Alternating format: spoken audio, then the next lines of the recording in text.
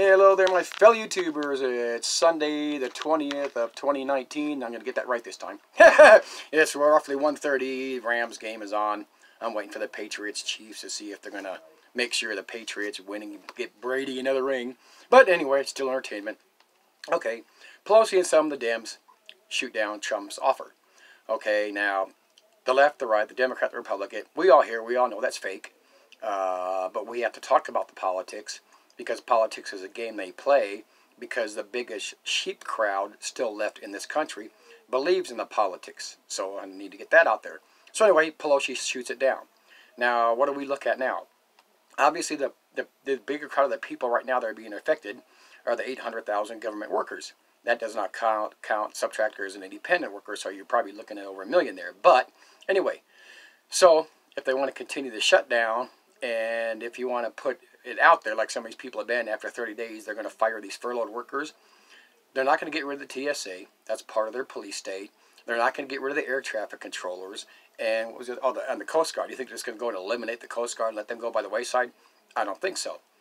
And if you want to look into setups, it was just the end of last year, even though it's normal timing, that the military got funded, so they don't have nothing to worry about. So then you got, of course, it's we already know, so don't say I missed this, I missed that. It's affecting Section 8. I think HUD's part of that. It's still only the 20th, but mainstream media and some YouTube channels are already putting it out there like it just ended today. There's no more money nowhere. Right now, there's no more money, but the money's there. When we decide, when they decide and get us to whatever their little end game is, and we'll see what happens. Now, the obvious thing is, we could guess all we want or what they're trying to do with this. But if the end game is to keep this shutdown going, and we get to March, then obviously shit's going to fall apart. I mean, what do you think all these 800,000 plus federal workers are going to do after another month goes by and don't get another paycheck? And then you may start seeing evictions, like my mom. She lives in a low-income senior building. Now, she doesn't want to lose that. She loves living by herself, but she's got one of my sisters she can go to in Montrose because of my smoking and my dogs, and she doesn't like the life. That wouldn't work out too good. But anyway, I'm just putting that out there. But like I said, they would have to want to get rid of all these people, and if they keep this going into March, then yes, they would be working like a martial law. But like I've said before, and it's been a few videos, the logistics for martial law is enormous.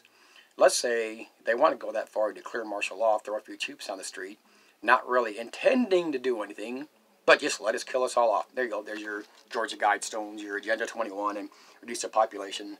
Plug my sponsor and non-sponsor, Keystone Light. Oh, I broke down today and went to Sand Clubs this morning, got a membership, bought some big shit. Where are we at? I've never really addressed this Russian collusion thing other than think it's horse shit. If there is anything, such thing as a Russian collusion, and I think it came up sometime in the past when Trump was running, when he had been over there, and obviously he stayed in a motel or somewhere. Maybe he was blackmailed. Maybe they got him a little boy. Maybe they got him a little girl. And don't go leaving comments on how I hate Trump.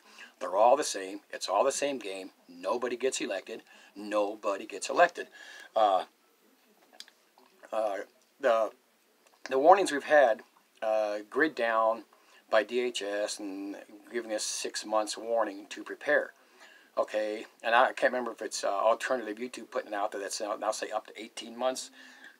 But I'm going to tell you right now that they would rather fearmonger people with an EMP or a CME than put it out there that we have coming food shortages. Because like I've said before, people that see the normal crowd of the sheep, which is a bigger part of our population, that see that shit in Popular Science or on the news or in the Wall Street Journal about a grid down would do this, DH is warning to have 6 months worth of food.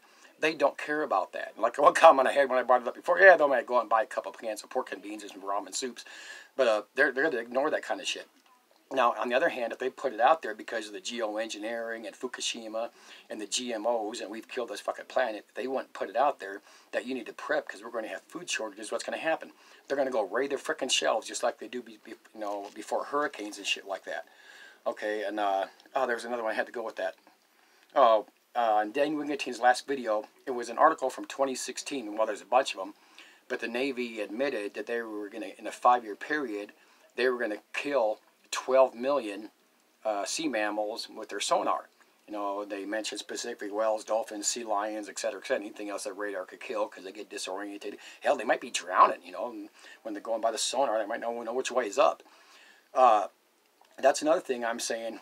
It may not be the sonar. It may because the oceans are dead. And yes, they were dead 2 years ago, too. They're just getting worse now. I mean, like I've said before, what about all the shit that dies out at sea that we never see because it sinks to the bottom or gets eaten? But, you know, and I'm putting that in the same game. They would rather come out with a cover story saying, oh, well, we're doing it, we're testing our sonar, as opposed to, you know, the sea life's dying, the ocean's dying, the planet's dying because of the fucking chemtrail and because of the shit they're spraying on us because of Fukushima. You know, so I'm going to say over and over again, I don't care if you believe geoengineering is warming up the planet or if you believe in the freaking ice age, you better have that shit. You better have that shit for a long time and somewhere to go because you're not going to want to be anywhere in town. Like I'm on the outskirts of Commerce City in Denver. I'm on the other outage of the city. I can be out in a field here in 10 minutes.